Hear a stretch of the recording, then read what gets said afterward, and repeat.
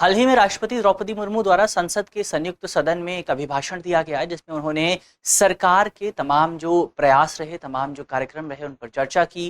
कुछ current issues पर भी डिस्कशन किया। अब ये जो पूरा अभिभाषण रहा, जो पूरी प्रेसिडेंट स्पीच रही, उसके बाद का अगला प्रोसेस ये होता है कि प्रेसिडेंट की स्पीच के बाद बेसिकली एक धन्यवाद प्रस्ताव पेश किया जाता है, जिसको आप इंग्लिश में थैंक्स मोशन भी कहते हैं।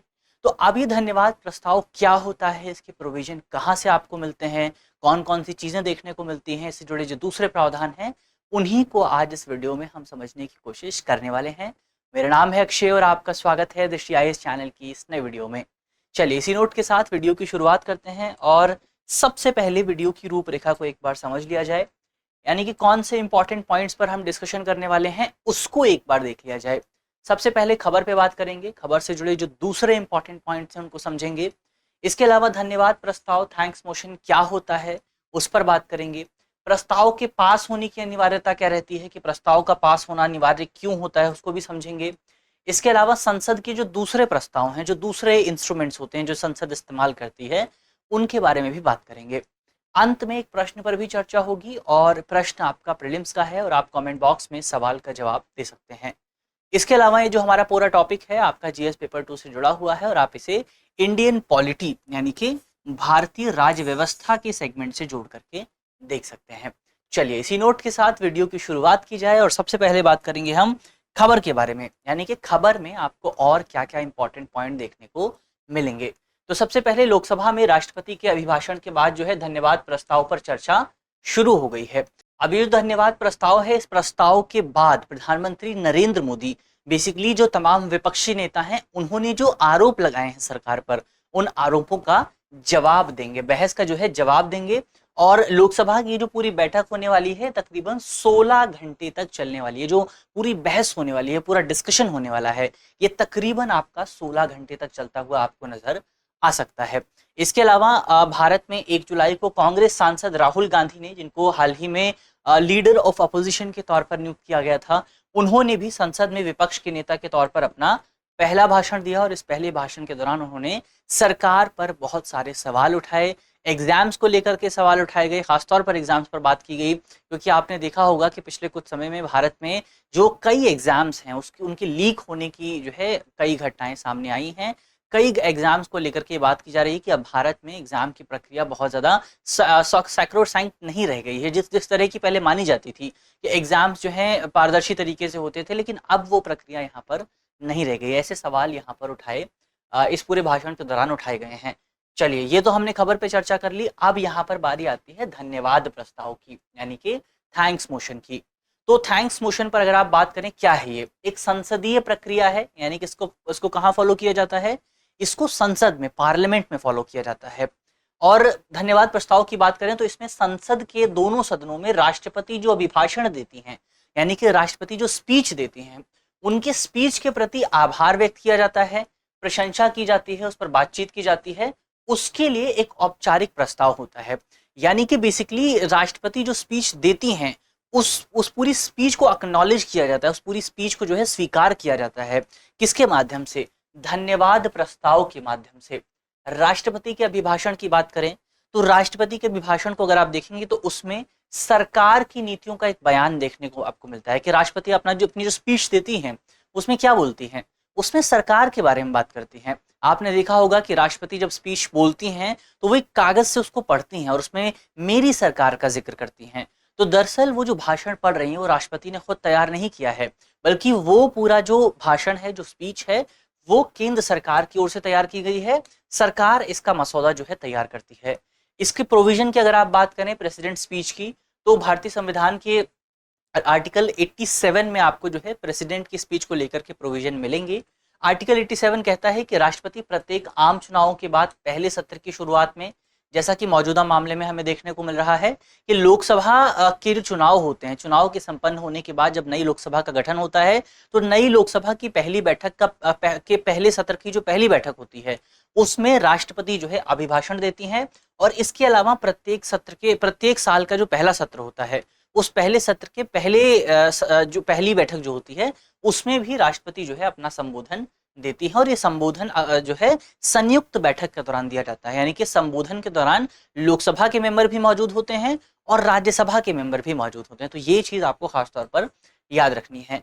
इसके अलावा जब संबोधन पूरा हो जाता है, यानी कि जब राष्ट्रपति अपनी स्पीच दे लेती हैं, उसके बाद संसद के दोनों सदनों में धन्यवाद प्रस्ताव पेश होता है, यानी कि थैंक्स मोशन पेश किया जाता है। तो धन्यवाद प्रस्ताव के नाम से एक मोशन पेश होता है और फिर इस मोशन पर बहस होती है।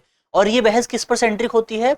ये बहस राष्ट्रपति के बयानों पर सेंट्रिक होती है, राष्ट्रपति की स्पीच पर सेंट्रिक होती है। और राष्ट्रपति अपनी स्पीच में अक्सर सरकार की बातें करती हैं। तो इसी वजह से आप देखेंगे कि जो जो सत्ता दल के एमपीज हैं, वो अक्सर राष्ट्रपति की स्पीच की प्रशंसा करते हैं, उसकी तारीफ करते हैं स्पीच की। और जो विपक्षी दल के नेता हैं, वो राष्ट्रपति की स्पीच को क्रिटिसाइज करते हैं। तो ये इंपॉर्टेंट पॉइंट यहाँ पर आपको देखने को मिलेगा। तो इसके अलावा जब राष्ट्रपति जब इस पूरे प्रस्ताव पर चर्चा हो रही है, तो राष्ट्रपति की स्पीच में थोड़ा सा संशोधन भी किया जा सकता है, प्रस्ताव में संशोधन किया जा सकता है, उसका प्रस्ताव भी आप पेश करते हैं। फिर जब ये चर्चा पूरी हो जाती है, तो इसके चर्चा के समापन के बाद जो प्रधानमंत्री हैं या फिर कोई और दूसरा जो मंत्री है, जो इम्पोर्टेंट जो कैबिनेट मिनिस्टर्स होते हैं, जैसे कि गृह मंत्री हो गए, आपके गृह मंत्री भी बयान देने आ सकते हैं। लेकिन कन्वेंशन ये रहा है कि प्रधानमंत्री ही सदन के पटल पर आते हैं और विपक्षी दलों की ओर से जो बयान दिए गए हैं, विपक्षी दलों ने जो सवाल उठाए हैं सरकार पर, उन सवालों के जवाब भी यहाँ पर दिए जाते हैं। और उसके बाद जब प्रधानमंत्री अपनी बात पेश कर लेते हैं, तो फिर संसद में धन्यवाद प्रस्ताव पर मतदान होता है।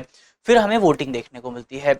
और इस वोटिंग से जुड़ा एक इंपॉर्टेंट पॉइंट ये भी है कि संसद के भीतर धन्यवाद प्रस्ताव, खास तौर पर आपको याद रखना है कि लोकसभा के भीतर धन्यवाद प्रस्ताव का पास होना अनिवार्य है। तो ये चीज आपको यहाँ पर खास तौर पर याद रखनी है, क्योंकि अगर लोकसभा के भीतर धन्यवाद प्रस्ताव पारित नहीं होता है, तो इसका मतलब ये माना जाएगा कि सरकार की लोकसभा में हार हो गई है। और क्योंकि ये एक उपकरण के तौर पर काम करता है। कैसे काम करता है? तो इसका मतलब ये होता है, इसके माध्यम से लोकसभा जो है वो सरकार में विश्वास को व्यक्त करती है। बेसिकली अगर मान लीजिए जो राष्ट्रपति हैं, वो राष्ट्रपति क्या पेश कर रही हैं? राष्ट्रपति सरकार के बयान को पेश कर रहे हैं, यानी कि सरकार ने जो मसौदा पेश किया है उसके बयान को पेश कर रही हैं। और अगर लोकसभा राष्ट्रपति की बात से सहमत नहीं है, राष्ट्रपति की स्पीच से सहमत नहीं है, तो इसका मतलब क्या माना जाएगा? इसका मतलब ये माना जाएगा कि लोकसभा जो है वो सरकार की नीतियों से भी सहमत नहीं है। और अगर लोकसभा सरकार की नीतियों से सहमत नहीं है, और तो इसका मतलब ये है कि सरकार के पास लोकसभा का विश्वास मौजूद नहीं है। और भारतीय संविधान को अगर आप पढ़ेंगे तो वहां पर क्या लिखा हुआ है? भारतीय संविधान में ये लिखा हुआ है कि भारत में केवल वही सरकार चल सकती है जिसके पास संसद का कॉन्फिडेंस मौजूद होता है, संसद का विश्वास मौजूद होता है। तो अगर संसद सरकार में विश्वास नहीं करती है, तो फिर क्या किया जाएगा? फिर नो कॉन्फिडेंस मोशन पेश होगा और फिर इस नो कॉन्फिडेंस मोशन के माध्यम से सरकार को गिराया जा सकता है। तो इसी वजह से जो आपका धन्यवाद प्रस्ताव है, उसका पारित होना बहुत ज्यादा अनिवार्य होता है सरकार के लिए। और अक्सर ये देखने को मिला है कि धन्यवाद प्रस्ताव जो है पारित हो जाता है, क्योंकि सरकार के पास लोकसभा में बहुमत मौजूद होता है। कुछ सीमाओं की अगर आप बात करें, कुछ लिमिटेशंस भी होती हैं धन्यवाद प्रस्ताव की। उनको अगर आप देखें तो चर्चा के दौरान सदस्य जो हैं वो केवल उन्हीं मामलों का उल्लेख कर सकते हैं जो मामले सीधे तौर पर, प्रत्यक्ष तौर पर केंद्र सरकार से जुड़े हुए हैं। इस पूरी चर्चा के दौरान ऐसे किसी भी मसले पर डिस्कशन नहीं किया जा सकता जो कि केंद्र सरकार की जिम्मेदारी नहीं है। तो ये एक बड़ी लिमिटेशन के तौर पर यहाँ पर सामने आता है। और इसके साथ साथ धन्यवाद प्रस्ताव पर चर्चा के दौरान जो भी सदस्य हैं वो राष्ट्रपति के नाम को डायरेक्ट नहीं ले सकते हैं। तो ये चीज भी यहाँ पर आपको ध्यान में रखनी होती है। तो राष्ट्रपति के नाम का उल्लेख जो है आप यहाँ पर नहीं कर सकते हैं। तो ये हमने धन्यवाद प्रस्ताव की अनिवार्यता पर बात की और उसकी लिमिटेशंस पर बात की। अब आगे हम बढ़ें और जो हमारी संसद है उसमें कुछ दूसरे प्रस्ताव भी आते हैं। तो ये प्रस्ताव जो हैं वो अक्सर हमारी जो संसद है, खासतौर पर लोकसभा जो है, वो एक इंस्ट्रूमेंट के तौर पर इस्तेमाल करती है, एक उपकरण के तौर पर इस्तेमाल किया जाता है, जिसके माध्यम से जो सरकार है उसकी अकाउंटेबिलिटी तय होती है, सरकार की जिम्मेदारी तय की जाती है। तो बहुत सारे प्रस्ताव होते हैं, उसमें से 3 प्रस्ताव आपके इंपॉर्टेंट प्रस्ताव हैं। एक पर तो हमने बात कर ली, 4 इंपॉर्टेंट प्रस्ताव होते हैं। एक पर हमने बात कर ली है थैंक्स मोशन। और 3 कौन कौन से हैं? तो इसमें एक प्रिविलेज मोशन होता है, विशेषाधिकार प्रस्ताव होता है। तो प्रिविलेज मोशन में क्या होता है? प्रिविलेज मोशन बेसिकली सदन का कोई भी मेंबर पेश कर सकता है, चाहे वो लोकसभा का मेंबर हो, चाहे वो राज्यसभा का मेंबर हो। तो प्रिविलेज मोशन के बारे में इंपॉर्टेंट पॉइंट ये है कि उसको राज्यसभा में भी पेश किया जा सकता है और लोकसभा में भी। अब प्रिविलेज मोशन पेश क्यों किया जाता है?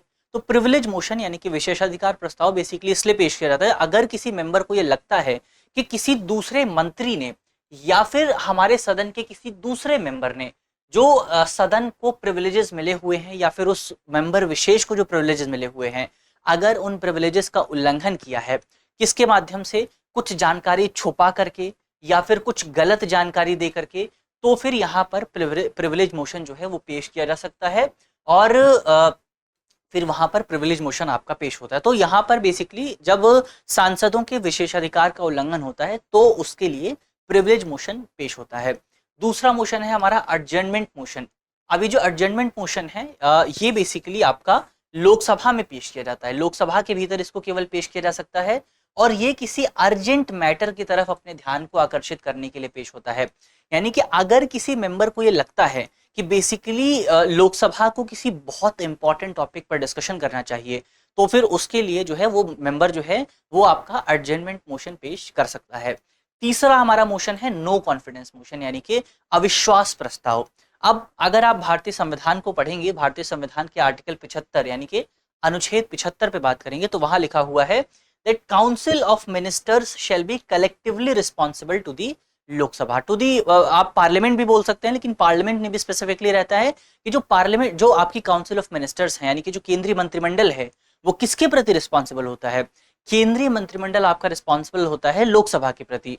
अब इसका मतलब यह है कि अगर केंद्रीय मंत्रिमंडल जो है उसको कॉन्फिडेंस मौजूद नहीं है, अगर केंद्रीय मंत्रिमंडल के पास जो है सदन का कॉन्फिडेंस नहीं है, तो इसका मतलब यह है कि केंद्रीय मंत्रिमंडल सरकार नहीं चला सकता, यानी कि सरकार जो है गिर जाएगी।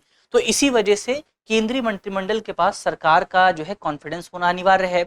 लेकिन अगर मान लीजिए ऐसी कोई सिचुएशन आती है जहां पर लोकसभा में जो मेंबर्स हैं वो सरकार पर विश्वास नहीं करते हैं, लोकसभा में जो मेंबर्स हैं उन्हें लगता है कि सरकार जो है अब जनता का रिप्रेजेंटेशन नहीं कर पा रही है, तो फिर क्या किया जाएगा। तो ऐसे मामले में सदन जो है खासतौर पर लोकसभा, ये प्रस्ताव केवल लोकसभा में पेश होता है। लोकसभा में नो कॉन्फिडेंस मोशन यानी कि अविश्वास प्रस्ताव पेश किया जाएगा और अविश्वास प्रस्ताव के माध्यम से सरकार को हटाया जा सकता है। हालांकि इंपॉर्टेंट पॉइंट यहाँ पर यह है कि अविश्वास प्रस्ताव को पेश करने के लिए तकरीबन सदन के 50 मेंबर्स के समर्थन की जरूरत होती है।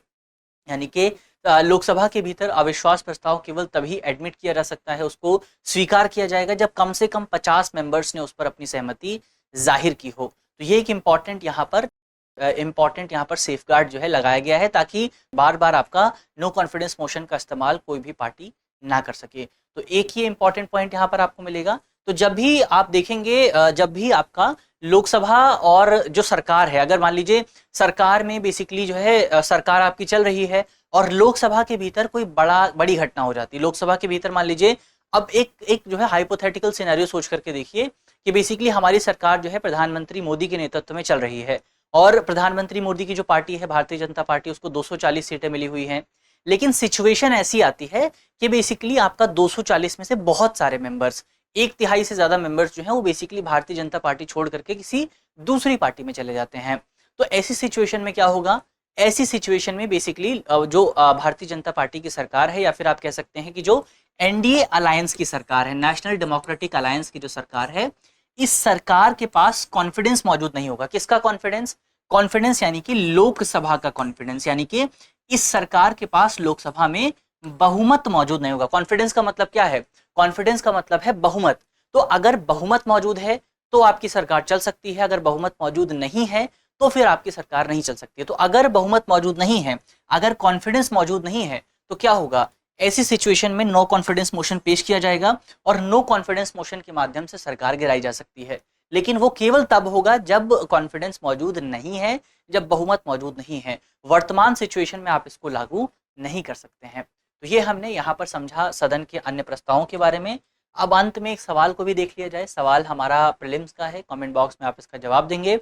सवाल है कि निम्नलिखित में से कौन सा प्रस्ताव लोकसभा और राज्यसभा दोनों में पेश किया जा सकता है। हमारे ऑप्शन है, ऑप्शन ए विशेषाधिकार प्रस्ताव यानी कि प्रिविलेज मोशन, ऑप्शन बी स्थगन प्रस्ताव यानी कि एडजमेंट मोशन, ऑप्शन सी अविश्वास प्रस्ताव यानी कि नो कॉन्फिडेंस मोशन और ऑप्शन डी उपरोक्त सभी यानी कि ABC तीनों। तो इसका सही जवाब क्या होगा, इसका जवाब आपको कमेंट बॉक्स में जल्दी से बताना है। मुझे उम्मीद है कि इस वीडियो में हमने जितने भी इंपॉर्टेंट पॉइंट्स पर बात की है वो आपको समझ में आए होंगे और अगर वीडियो आपको पसंद आई है तो वीडियो को लाइक कीजिएगा, अपने दोस्तों के साथ वीडियो को शेयर कीजिएगा। मिलते हैं आपसे अगली वीडियो में, तब तक के लिए अपना ख्याल रखिए, ध्यान रखिए, पढ़ते रहिए। धन्यवाद।